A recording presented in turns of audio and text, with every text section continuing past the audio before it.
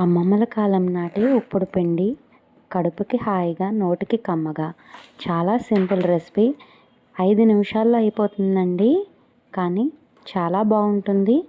దీంతో మనకి విడిగా ఏమీ అవసరం లేదు. ఊరగాయ ఉంటే సరిపోతుంది. అది ఆవకాయ అయినా కావచ్చు, లేదంటే టమాటా అయినా కావచ్చు, నిమ్మకాయ అయినా కావచ్చు. కొద్దిపాటి చిన్న గ్లాసుడు పెరుగు ఉంటే ఇందులోకి ఇంకా బాగుంటుంది. మనకి ఆ రోజు కడుపుకి చాలా హాయిగా ఉంటుంది. రెసిపీలోకి వెళ్ళిపోదాం. ముందుగా ఒక మూకుడు పెట్టుకొని అందులో ఒక 2 స్పూన్ల నూనె వేసుకొని, ఒక స్పూన్ మినపప్పు, ఒక స్పూన్ శనగపప్పు, ఇంకా ఇందులోనే 2 స్పూన్ల చిన్నగా కట్ చేసిన అల్లం ముక్కలు, ఇంకా ఇందులోనే 10-20 కరివేపాకు ఆకులు, ఇంకా ఇందులోనే ఒక స్పూన్ ఆవాలు, ఇంకా ఒక స్పూన్ జీలకర్ర కూడా వేసుకొని వీటన్నిటిని కూడా బాగా కలుపుకోవాలి. ఇప్పుడు ఇందులో 10 పచ్చిమిరపకాయలు చిన్న చిన్నగా ఉన్నవండి. ఇవి కట్ చేసి సన్నగా కట్ చేసి ఇవి కూడా వేసాను. వీటన్నిటిని ఒక 2 మినిట్స్ వరకు బాగా వేగనివ్వండి. ఇవి వేగిన తర్వాత ఇప్పుడు ఇందులో నేను చూపించే గ్లాస్తో 2 గ్లాసుల వాటర్ పోస్తున్నానండి. నేను చూపించే గ్లాస్తో 1 గ్లాస్ వరకు వరినూక వేస్తాను. అందుకోసం అని చెప్పి 2 గ్లాసులు నీళ్ళు వేస్తున్నాను. ఈ నీళ్ళు వేసిన తర్వాత ఇవి బాగా తెల్లగాకాలండి. ఇవి కాగే టైంలోనే మనం ఇందులో ఒక అరకప్పుడు పెసరపప్పుని ముందుగానే నానబెట్టానండి. 10 నిమిషాల ముందు 10 నిమిషాల ముందు నానబెడితే సరిపోతుంది. ఈ పెసరపప్పుని మనం ఈ వాటర్ మరిగే ముందే ఇందులో వేసుకొని పెసరపప్పు ఉడకాలండి. అందుకోసం అని చెప్పి తర్వాత ఇందులో సరిపడా సాల్ట్ వేసుకోవాలి.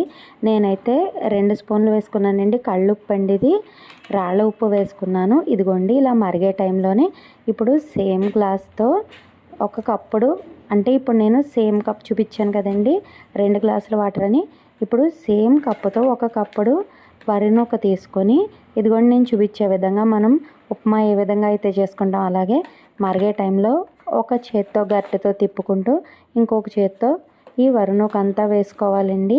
మధ్యలో గడ్డల్లో అవ్వకుండా మొత్తం అంతా కూడా ఈవెన్గా కుక్ అయ్యే విధంగా ఇలా మొత్తం అంతా కూడా బాగా కలుపుకొని మనం ఇంకా తర్వాత దీన్ని అసలు ముట్టుకునే అవసరమే ఉండదు. చక్కగా మూత పెట్టేసి 5 నిమిషాలు హై ఫ్లేమ్లో బాగా ఉడకనివ్వాలి. మనకి వాటర్ అంతా ఇంకిపోతుంది అని తెలిసే టైంలో 5 నిమిషాలు అయితే సరిపోతుందండి. అప్పుడు సిమ్లో పెట్టేసి 10 నిమిషాలు సిమ్లో ఉంచాలి. తర్వాత కట్టేసి మనం ఇదిగోండి ఇలా ఉన్న టైంలో మనం సిమ్లో పెడతాము.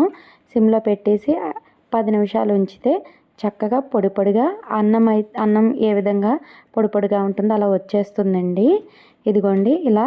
ఇప్పుడు మరొక 10 నుండి 15 నిమిషాల వరకు మనం పూర్తిగా రెస్ట్లో ఉంచితే చక్కగా అన్నంలాగా పొడి పొడిలాడుతూ వచ్చేస్తుంది. తక్కువ నూనెతో ఉల్లిపాయ టమాటా ఏ అవసరం లేకుండానే ఈ ఉప్పుడు పిండి రెడీ అయిపోతుంది. చాలా సింపుల్ రెసిపీ. మీకు ఎవరికన్నా తెలిస్తే మీరు ఏ విధంగా తయారు చేస్తారో కామెంట్ చేయండి. తెలియని వాళ్ళు ట్రై చేసి కామెంట్ చేయండి. అలాగే నా ఛానల్ ఎవరైనా కొత్తగా చూసినట్లయితే సబ్స్క్రైబ్ చేయండి. పక్కన ఉన్న బెల్ ఐకాన్ క్లిక్ చేయండి.